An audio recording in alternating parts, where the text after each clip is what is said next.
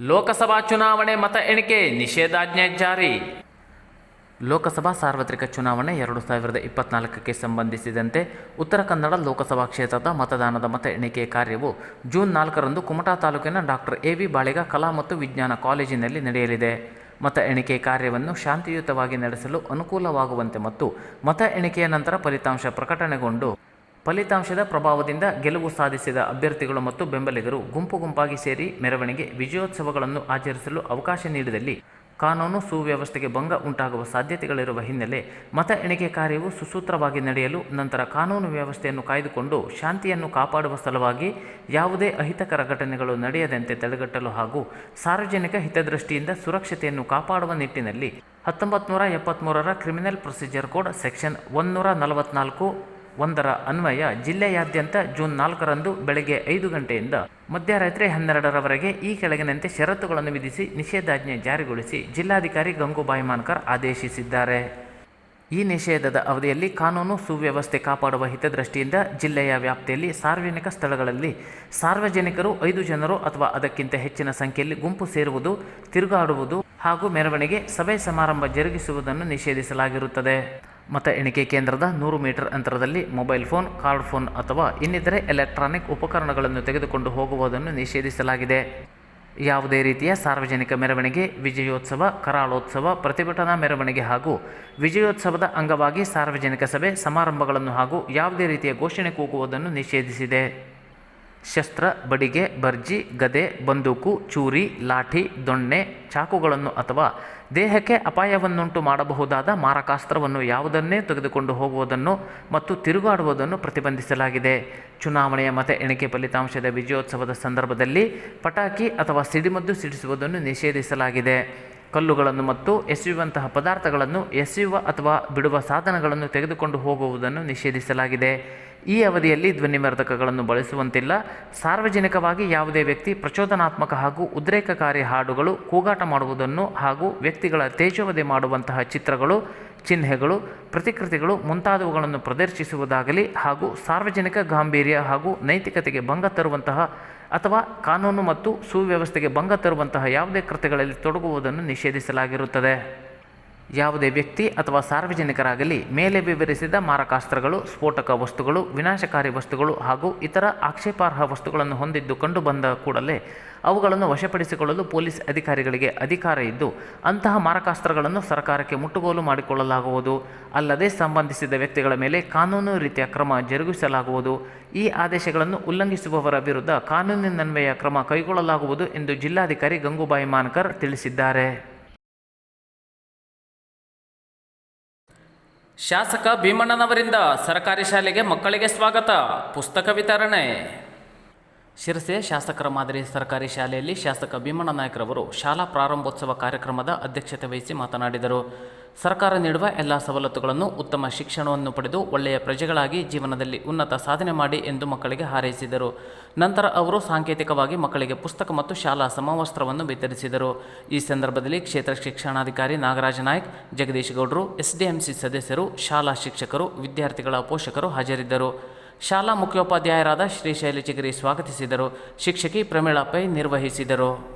ಶಾಸಕರ ಮಾದರಿ ಶಾಲೆ ಭಾಳ ಅತ್ಯುತ್ತಮವಾಗಿರ್ತಕ್ಕಂಥ ಶಿಕ್ಷಕರ ತಂಡವನ್ನು ಹೊಂದಿರತಕ್ಕಂಥ ಶಾಲೆ ಅನ್ನೋದಾದ್ರೆ ಭಾಳ ಹೆಮ್ಮೆಯಿಂದ ಕೂಡ ನಾನು ಹೇಳೋದಕ್ಕೆ ಬಯಸ್ತೇನೆ. ನಮ್ಮ ದೇಶದಲ್ಲಿ, ನಾಡಿನಲ್ಲಿ, ನಗರದಲ್ಲಿ, ಗ್ರಾಮೀಣ ಭಾಗದಲ್ಲಿ ಯಾವೊಬ್ಬ ಮಗು ಶಿಕ್ಷಣದಿಂದ ವಂಚಿತರಾಗಬಾರ್ದು. ಪ್ರತಿಯೊಬ್ಬ ಮಗು ಶಿಕ್ಷಣವನ್ನು ಸರಿಯಾದ ರೀತಿಯಲ್ಲಿ ಕಲಿತಾಗ ಮಾತ್ರ ಗ್ರಾಮೀಣ ಭಾಗದಿಂದ ಹಿಡಿದು ದಿಲ್ಲಿಯ ತುದಿಗೆ ರಾಷ್ಟ್ರ ಮಟ್ಟದಲ್ಲಿ ನಾವು ಪ್ರಗತಿಯನ್ನು ಹೊಂದೋದಕ್ಕೆ ಸಾಧ್ಯ ಆಗುತ್ತೆ. ನಮ್ಮ ರಾಜ್ಯದಲ್ಲಿ, ಜಿಲ್ಲೆಯಲ್ಲಿ, ಇಡೀ ನನ್ನ ಕ್ಷೇತ್ರದಲ್ಲೂ ಕೂಡ ಒಳ್ಳೆಯ ಎಲ್ಲ ಹಂತದ ಮಕ್ಕಳಿಗೆ ಒಳ್ಳೆಯ ಶಿಕ್ಷಣವನ್ನು ಕೊಡ್ತಕ್ಕಂಥ ವ್ಯವಸ್ಥೆ ನಮ್ಮ ಶಿಕ್ಷಕರಿಂದ ಏನು ನಡೀತಾ ಇದೆಯೋ ಅದು ಇನ್ನೂ ಹೆಚ್ಚಿನ ರೀತಿಯಲ್ಲಿ ನಡೀಲಿ ಅನ್ನೋಂಥ ಮಾತನ್ನು ಹೇಳೋಕ್ಕೆ ಬಯಸ್ತೇನೆ ನಾನು. ಹಾಗಾಗಿ ನಾನು ಶಿಕ್ಷಕರಲ್ಲಿ ವಿನಂತಿ ಮಾಡ್ಕೊಳ್ತೀನಿ. ನಾನು ಯಾರದೇ ಮಕ್ಕಳಾಗಲಿ ಏನೇ ಇರಲಿ, ಯಾವುದೇ ರೀತಿಯ ತಾರತಮ್ಯಗಳು ಮಕ್ಕಳಲ್ಲಿ ಬರ್ದೇನೆ, ಯಾವುದೇ ರೀತಿಯ ಭೇದ ಭಾವ ಬರ್ದೇನೆ ಈ ಮಕ್ಕಳು ಎಲ್ಲ ನಮ್ಮ ಮಕ್ಕಳು, ನಮ್ಮ ಶಾಲೆಯ ಮಕ್ಕಳು. ನಮ್ಮ ಮಕ್ಕಳನ್ನು ನಾವು ಯಾವ ರೀತಿ ನೋಡ್ಕೊಳ್ತಾ ಇದ್ದೀವೋ ಒಳ್ಳೆಯ ರೀತಿಯಿಂದ ಶಿಕ್ಷಣ ಕೊಡುವಂಥದ್ದು, ಶಿಕ್ಷಣದಿಂದ ಹೊರತಾಗಿರ್ತಕ್ಕಂಥ ಪಠ್ಯೇತರ ಚಟುವಟಿಕೆ ಹೊರತಾಗಿರ್ತಕ್ಕಂಥ ಬೇರೆ ಬೇರೆ ಸ್ಪೋರ್ಟ್ಸಲ್ಲಿರ್ಬೋದು, ಕಲ್ಚರ್ ಆ್ಯಕ್ಟಿವಿಟೀಸಲ್ಲಿರ್ಬೋದು, ಅನೇಕ ವಿಚಾರಗಳನ್ನು ಹೊಂದಿರತಕ್ಕಂಥ ಮಕ್ಕಳ ಟ್ಯಾಲೆಂಟನ್ನು ನೋಡಿ ಅವ್ರಿಗೆ ಹೆಚ್ಚಿನ ಸಹಕಾರ ಶಿಕ್ಷಣವನ್ನು ಕೊಡ್ತಕ್ಕಂಥ ವ್ಯವಸ್ಥೆ ನಮ್ಮ ಶಿಕ್ಷಕರಿಂದ ನಮ್ಮ ಮಕ್ಕಳಿಗೆ ಸಿಗಲಿ ಅನ್ನೋಂಥ ಮಾತನ್ನು ಹೇಳೋದಕ್ಕೆ ಬಯಸ್ತೀನಿ ನಾನು. ಅದ್ರ ಜೊತೆಯಲ್ಲಿ ನಮ್ಮ STMCಯ ಜವಾಬ್ದಾರಿಗಳು ಬಹಳ ಅಪಾರವಾಗಿರುವಂಥದ್ದು. ಶಿರಸಿಯ ಅರಣ್ಯ ಮಹಾವಿದ್ಯಾಲಯದಲ್ಲಿ ವಿಶ್ವ ತಂಬಾಕು ರಹಿತ ದಿನಾಚರಣೆ, ತಂಬಾಕು ಜಾಗೃತಿ ಕಾರ್ಯಕ್ರಮ. ತಾಲೂಕಾ ಆರೋಗ್ಯಾಧಿಕಾರಿ ಕಚೇರಿ ಶಿರಸಿ, ಅರಣ್ಯ ಮಹಾವಿದ್ಯಾಲಯ ಶಿರಸಿ ಮತ್ತು ತಾಲೂಕು ಕಾನೂನು ಸೇವಾ ಸಮಿತಿ ಶಿರಸಿಯವರ ಸಹಯೋಗದೊಂದಿಗೆ ವಿಶ್ವ ತಂಬಾಕು ರಹಿತ ದಿನಾಚರಣೆಯನ್ನು ದಿನಾಂಕ 31/5/2024 ಅರಣ್ಯ ಮಹಾವಿದ್ಯಾಲಯದ ಸಭಾಭವನದಲ್ಲಿ ಹಿರಿಯ ಸಿವಿಲ್ ನ್ಯಾಯಾಧೀಶರಾದ ಶ್ರೀಮತಿ ಶಾರದಾ ದೇವಿ ಸಿಹಟ್ಟಿ ಜ್ಯೋತಿ ಬೆಳಗಿಸುವುದರ ಮೂಲಕ ಕಾರ್ಯಕ್ರಮ ಉದ್ಘಾಟಿಸಿ ಮಾತನಾಡಿದರು. ತಂಬಾಕು ಸೇವನೆಯಿಂದ ಉಂಟಾಗುವ ದುಷ್ಪರಿಣಾಮಗಳು, ಅದರಲ್ಲೂ ಇವತ್ತಿನ ದಿನಗಳಲ್ಲಿ ಯುವಕರು ಮತ್ತು ವಿದ್ಯಾರ್ಥಿಗಳ ಆರೋಗ್ಯ ತಂಬಾಕು ಸೇವನೆಯಿಂದ ತುಂಬ ಹದಗೆಡುತ್ತದೆ ಅಲ್ಲದೆ ನಮ್ಮ ಪರಿಸರವನ್ನು ಕಲುಷಿತಗೊಳಿಸುತ್ತಿದೆ ಎಂಬುದನ್ನು ತಿಳಿಸಿದರು.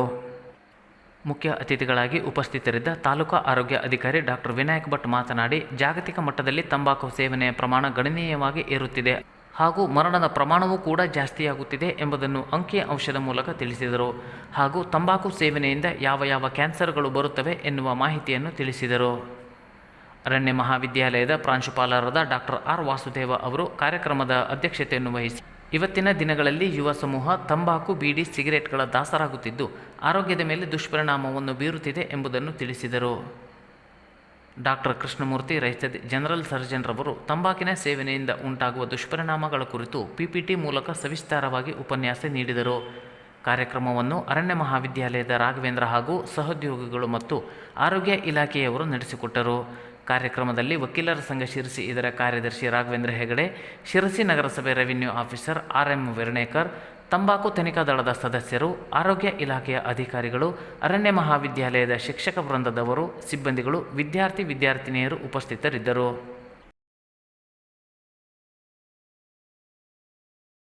ಶಿರಸಿಯ ಕವಯಿತ್ರಿ ಸಿಂಧು ಹೆಗಡೆಯವರ ಕಥಾ ಸಂಕಲನಕ್ಕೆ ಬಸವ ಪುರಸ್ಕಾರ ಪ್ರಶಸ್ತಿ ಪ್ರಕಟ. ಶಿರಸಿಯ ಕವಯಿತ್ರಿ ಸಿಂಧು ಚಂದ್ರ ಹೆಗಡೆಯವರ ಚೂರು ಚಂದ್ರ ಮೂರು ಕಿರಣ ಕಥಾ ಸಂಕಲನಕ್ಕೆ 2024-25ನೇ ಸಾಲಿನ ಬಸವ ಪುರಸ್ಕಾರ ಪ್ರಶಸ್ತಿ ಪ್ರಕಟವಾಗಿದೆ. ಕಲಬುರಗಿಯ ಸುಭಾಷ್ ಚಂದ್ರ ಪಾಟೀಲ್ ಸ್ಮಾರಕ ಜನಕಲ್ಯಾಣ ಟ್ರಸ್ಟ್ ಇವರು ಸಾಹಿತ್ಯ ಕೃಷಿಗಾಗಿ ರಾಜ್ಯ ಮಟ್ಟದಲ್ಲಿ ಕೊಡಮಾಡುವ ಈ ಪ್ರಶಸ್ತಿಯನ್ನು ಜೂನ್ 16ರಂದು ಕಲಬುರಗಿಯಲ್ಲಿ ಪ್ರದಾನ ಮಾಡಲಾಗುತ್ತಿದೆ. ಇದುವರೆಗೆ ಸಿಂಧು ಚಂದ್ರ ಹೆಗಡೆಯವರ 3 ಕವನ ಸಂಕಲನ, 2 ಕಥಾ ಸಂಕಲನ, 1 ಲೇಖನಗಳ ಸಂಗ್ರಹ ಪ್ರಕಟಗೊಂಡಿದ್ದು ಅನೇಕ ರಾಜ್ಯ ಮಟ್ಟದ ಕವಿಗೋಷ್ಠಿಯಲ್ಲೂ ಭಾಗವಹಿಸಿದ್ದಾರೆ. ಈಗಾಗಲೇ ಕನಸಿನ ಕಾಡಿಗೆ ಕಥಾ ಸಂಕಲನಕ್ಕೆ ಕರ್ನಾಟಕ ಸಂಘ ಶಿವಮೊಗ್ಗದ MK ಇಂದಿರಾ ಪ್ರಶಸ್ತಿ ಹಾಗೂ ಅವನಿ ಧಾರವಾಡ ನೀಡುವ ದೇವಾಂಗನ ಪ್ರಶಸ್ತಿ ದೊರಕಿದೆ. ಸೂಜುಮೆಣಸು ಕೆಸುವಿನೆಲೆ ಕವನ ಸಂಕಲನಕ್ಕೆ ಪಂಡಿತ ಪುಟ್ಟರಾಜ ಗವಾಯಿ ಸಾಹಿತ್ಯ ಪ್ರಶಸ್ತಿ ದೊರಕಿತು ಎಂಬುದು ಉಲ್ಲೇಖನೀಯ. ಓಡಾಡುವ ರಸ್ತೆಗೆ ಬೇಲಿ ತೆರವುಗೊಳಿಸಿಕೊಡುವಂತೆ ರೈತರಿಂದ ಸರ್ಕಾರಕ್ಕೆ ಮನವಿ. ಶಿರಸಿ ತಾಲೂಕಿನ ಬದನಗೋಡು ಗ್ರಾಮ ಪಂಚಾಯಿತಿ ವ್ಯಾಪ್ತಿಯಲ್ಲಿ ಸುಮಾರು 100 ಹೆಕ್ಟೇರ್ ಪ್ರದೇಶದ ಕೃಷಿ ಜಮೀನುಗಳಿಗೆ ಅನಾದಿ ಕಾಲದಿಂದಲೂ ಓಡಾಡುವ ರಸ್ತೆಯನ್ನು ಬಂದ್ ಮಾಡಿರುವುದನ್ನು ಖಂಡಿಸಿ ಕರ್ನಾಟಕ ರಾಜ್ಯ ರೈತ ಸಂಘ ಹಾಗೂ ಹಸಿರು ಸೇನೆಯಿಂದ ತಹಶೀಲ್ದಾರ್ ಇವರಿಗೆ ಮನವಿ ನೀಡಲಾಯಿತು. ಈ ಸಂದರ್ಭದಲ್ಲಿ ಲಲಿತಾ ಕರಿಯಪ್ಪ ಶೇಟ್, ರತ್ನ ಮಂಜುನಾಥ್ ಶೇಟ್ ಹಾಗೂ ರಾಮಚಂದ್ರ ಶೇಟ್ ಬಂದ್ ಮಾಡಿರುವ ರಸ್ತೆಯನ್ನು ಕೂಡಲೇ ತೆರವುಗೊಳಿಸಿ ಕೃಷಿ ಚಟುವಟಿಕೆಗಳಿಗೆ ಅನುಕೂಲ ಮಾಡಿಕೊಡಬೇಕೆಂದು ರೈತ ಮುಖಂಡ ರಾಘವೇಂದ್ರ ನಾಯ್ಕ ಕಿರುವತ್ತಿ ಸರ್ಕಾರಕ್ಕೆ ಆಗ್ರಹಿಸಿದ್ದಾರೆ. ಮತ್ತು ರಾತ್ರಿ ಮಾಡಿದ್ದಾರೆ ಸರ್, ಅದ್ರ ಹಿನ್ನೆಲೆ ಏನು ಅನ್ನೋದು ಗೊತ್ತಿಲ್ಲ. ಬಟ್ ಅನಾದಿ ಕಾಲದಿಂದ ಓಡಾಡ್ತಕ್ಕಂಥ ರಸ್ತೆ, ಎಲ್ಲ ಸರ್ವೆ ನಂಬರ್ಗೂ ಕನ್ವೆಂಟ್ ಆಗ್ತಕ್ಕಂಥ ರಸ್ತೆ ಸರ್. ಅದು ಅದೇ ರಸ್ತೆಯನ್ನು ನಮಗೆ ನೀವು ಬಿಡಿಸ್ಕೊಡ್ಬೋದು ಸರ್. ಒಂದು 100 ಹೆಕ್ಟೇರ್ ಪ್ರದೇಶಗಳಿಗೆ ಆ ರಸ್ತೆ